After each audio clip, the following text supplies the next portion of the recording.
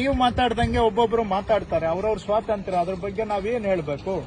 ಏನಾದ್ರೂ ಇವತ್ತು public issues ಬಗ್ಗೆ ಮಾತಾಡಿ, ರೈತರ ಸಮಸ್ಯೆ ಮಾತಾಡಿ. ಈಗ ಏನಾಗ್ತಾ ಇದೆ, ನಮ್ ಮೇಕೆದಾಟು ನೀರು ಇವತ್ತು ಸುಪ್ರೀಂ ಕೋರ್ಟ್ ನಲ್ಲಿ ತಮಿಳುನಾಡ್ದು ಅರ್ಜಿ ವಜಾ ಆಗಿದೆ. ಕೇಂದ್ರ ಸರ್ಕಾರದವರು ಕೂಡಲೇ ನಮಗೆ ಮೇಕೆದಾಟಿನಲ್ಲಿ ಅಣೆಕಟ್ಟೆ ಕಟ್ಟೋದಕ್ಕೆ ಅವಕಾಶ ಕೊಡಬೇಕು, ಕೊಡ್ತಾ ಇಲ್ಲ. ಹಾಗಾದ್ರೆ ನಿಮ್ಮ ಉದ್ದೇಶ ಏನು? ಆ ಇಶ್ಯೂನ ಮುಚ್ಚಾಕಿ ಕೇಂದ್ರ ಸರ್ಕಾರವನ್ನ ರಕ್ಷಣೆ ಮಾಡೋದು ನಿಮ್ಮ ಉದ್ದೇಶನಾ? ಅದ್ರ ಬಗ್ಗೆ ಯಾಕೆ ಚರ್ಚೆ ಆಗ್ತಾ ಇಲ್ಲ ಇವತ್ತು? ಯಾಕೆ ಕೇಂದ್ರ ಸರ್ಕಾರದವರು ಮೇಕೆದಾಟು ವಿಷಯದಲ್ಲಿ ಕರ್ನಾಟಕಕ್ಕೆ ಅನ್ಯಾಯ ಮಾಡ್ತಾ ಇದ್ದಾರೆ? ಇದ್ರ ಬಗ್ಗೆ ಯಾಕೆ ಚರ್ಚೆ ಆಗ್ತಾ ಇಲ್ಲ? ಮಹದಾಯಿಗೆ ನಾವು ಅಲ್ಲಿ ನೀರನ್ನ ಎತ್ತುವಳಿ ಮಾಡೋದಕ್ಕೆ ಅರ್ಜಿ ಕೊಟ್ಟಿದ್ದು 2019ರಲ್ಲಿ ಅರ್ಜಿ ಕೊಟ್ಟಿದ್ದೇವೆ. 2019 ನ್ಯಾಯಾಲಯದಲ್ಲಿ ತೀರ್ಪು ಬಂದಿದೆ. ಬರೀ ಒಂದು ಎನ್ವೈರನ್ಮೆಂಟಲ್ ಕ್ಲಿಯರೆನ್ಸ್ಗೋಸ್ಕರ ಕೇಂದ್ರ ಸರ್ಕಾರದವರು 2019ರಿಂದ ಇವತ್ತವರೆಗೂ ಪೆಂಡಿಂಗ್ ಇಟ್ಕೊಂಡು ಕರ್ನಾಟಕಕ್ಕೆ ಅನ್ಯಾಯ ಮಾಡ್ತಾ ಇದ್ದಾರೆ. ಇದ್ರ ಬಗ್ಗೆ ಯಾಕೆ ಚರ್ಚೆ ಮಾಡೋದಿಲ್ಲ ಮಾಧ್ಯಮದಲ್ಲಿ? ಇದು ರಾಜ್ಯದ ಅನ್ನದ ವಿಷಯ ಹೌದಾ ಇಲ್ವಾ? ಜನಗಳ ಜೀವನದ ವಿಷಯ ಹೌದಾ ಇಲ್ವಾ? ಇದು ಯಾಕೆ ಚರ್ಚೆ ಮಾಡೋದಿಲ್ಲ? ಅದೇ ನಮ್ಗೆ ಅಪ್ಪರ್ ಭದ್ರಾ ಯೋಜನೆಗೆ ಸೆಂಟ್ರಲ್ ಗವರ್ಮೆಂಟ್ 5,300 ಕೋಟಿ ಕೊಡಬೇಕು. ಬಜೆಟ್ ಅಲ್ಲಿ ಅನೌನ್ಸ್ ಮಾಡಿದ್ದಾರೆ, ಪಾರ್ಲಿಮೆಂಟ್ ಅಲ್ಲಿ ಬಜೆಟ್ ಪಾಸ್ ಆಗಿದೆ. 5,300 ಕೋಟಿಯಲ್ಲಿ 53 ಪೈಸಾ ಬಂದಿಲ್ಲ ರಾಜ್ಯಕ್ಕೆ. ಇದ್ರ ಬಗ್ಗೆ ಯಾಕೆ ಚರ್ಚೆ ಆಗೋದಿಲ್ಲ?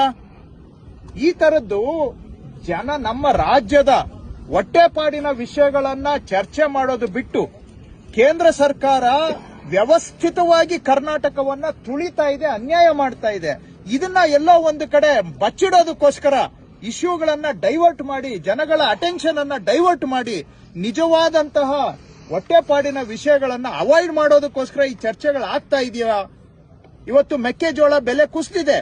ಕೇಂದ್ರ ಸರ್ಕಾರದವರು ಎಂಎಸ್ಪಿ ಘೋಷಣೆ ಮಾಡಿದ್ದಾರೆ. ಯಾಕೆ ಎಂಎಸ್ಪಿ ಪ್ರಕಾರ ಪ್ರೊಕ್ಯೂರ್ಮೆಂಟ್ಗೆ ಪರ್ಮಿಷನ್ ಕೊಡ್ತಾ ಇಲ್ಲ? ಯಾಕೆ ಕೊಡ್ತಾ ಇಲ್ಲ? ಕರ್ನಾಟಕಕ್ಕೆ ಬರ್ತಾರೆ, 101 ಸುಳ್ಳು ಹೇಳ್ಬಿಟ್ಟು ಹೋಗ್ತಾರೆ.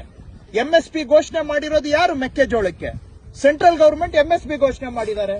ಎಂಎಸ್ಪಿ ಘೋಷಣೆ ಮಾಡಿದ ಮೇಲೆ ಅನುಷ್ಠಾನ ಯಾರು ಮಾಡಬೇಕು? ಎಂಎಸ್ಪಿ ಅನ್ನ ಸೆಂಟ್ರಲ್ ಗವರ್ಮೆಂಟ್ ಮಾಡಬೇಕು. ಇವತ್ತು ಕರ್ನಾಟಕದವರು ನಾವು ಪ್ರೊಕ್ಯೂರ್ ಮಾಡ್ಲಿಕ್ಕೆ ಕೇಳಿದ್ರೆ ಪ್ರೊಕ್ಯೂರ್ಮೆಂಟ್ಗೆ ಪರ್ಮಿಷನ್ ಕೊಡ್ತಾ ಇಲ್ಲ. ಇದು ರೈತರಿಗೆ ಅನ್ಯಾಯ ಅಲ್ವಾ? ಸಂಸದರಿಗೂ ಬಿಜೆಪಿ ಸಂಸದರು ವೈಫಲ್ಯ ಖಂಡಿತವಾಗಿ ಬಿಜೆಪಿ ಸಂಸದರಷ್ಟೇ ಅಲ್ಲ, ಇಡೀ ಭಾರತೀಯ ಜನತಾ ಪಕ್ಷ ಕೇಂದ್ರ ಸರ್ಕಾರದಲ್ಲಿ ಕರ್ನಾಟಕಕ್ಕೆ ಅನ್ಯಾಯ ಆಗ್ತಾ ಇದ್ರೆ ಬಾಯಿ ಕೈ ಎಲ್ಲ ಮುಚ್ಕೊಂಡು ಕೂತ್ಕೊಂಡು ಅನ್ಯಾಯ ಇವರಿಂದಾನೇ ಬಿಜೆಪಿಯಿಂದಾನೇ ಆಗ್ತಾ ಇದೆ. ನಾಳೆ ಆಗುತ್ತೋ ಬಿಡುತ್ತೋ ಕೆಲಸ, ಅಟ್ಲೀಸ್ಟ್ ಕರ್ನಾಟಕದ ಇಶ್ಯೂಗಳ ಪರವಾಗಿ ಧ್ವನಿ ಎತ್ತಬೇಕಲ್ಲ. ಇಲ್ಲಿ ಸುಮ್ನೆ ಹೋಗಿ ರೈತರ ಜೊತೆ ಅಲ್ಲಿ ಏನು ಬೀದಿಯಲ್ಲಿ ನಾಟಕ ಮಾಡ್ತಾರೆ. ಅದ್ರ ಬದಲಿಗೆ ಹೋಗಿ ಮಂಜೂರು ಮಾಡಿಸ್ಕೊಂಡು ಬರ್ಲಿ, ಡೆಲ್ಲಿಯಿಂದ ನಾಟಕ ಮಾಡೋದು ಬಿಡ್ಲಿ. ಜೀವನ ಬರೀ ನಾಟಕ ಮಾಡ್ಕೊಂಡೆ ಕಾಲ ಕಳಿಯಕ್ಕಾಗಲ್ಲ. ಜನಗಳ ನಿಜವಾದ ಇಶ್ಯೂನು ಸಾಲ್ವ್ ಮಾಡ್ಲಿ. ಅದನ್ನ ಮಾಡೋದ್ ಬಿಟ್ಟು ಇಷ್ಟೆಲ್ಲ ಅನ್ಯಾಯ ಆಗ್ತಾ ಇದ್ರೆ ಈ ವಿಷಯಗಳ ಬಗ್ಗೆನೂ ಚರ್ಚೆ ಮಾಡಿ. ನಿಮ್ಗೆ ಬೇರೆ ವಿಷಯ ಆಸಕ್ತಿ ಇದೆ, ಅದನ್ನ ಚರ್ಚೆ ಮಾಡಿ, ಅದನ್ನ ಬೇಡ ಅಂತ ನಾನು ಹೇಳ್ತಾ ಇಲ್ಲ. ಆದ್ರೆ ಈ ವಿಷಯಗಳು ಯಾಕೆ ಚರ್ಚೆ ಆಗೋದಿಲ್ಲ? ಎಲ್ಲೋ ಒಂದು ಕಡೆ ಇದು ಸಾರ್ವಜನಿಕ ಹಿತದಲ್ಲಿ ಆಗ್ಬೇಕು ಅನ್ನೋದಷ್ಟೇ ನನ್ನ ಸಲಹೆ, ಮನವಿ.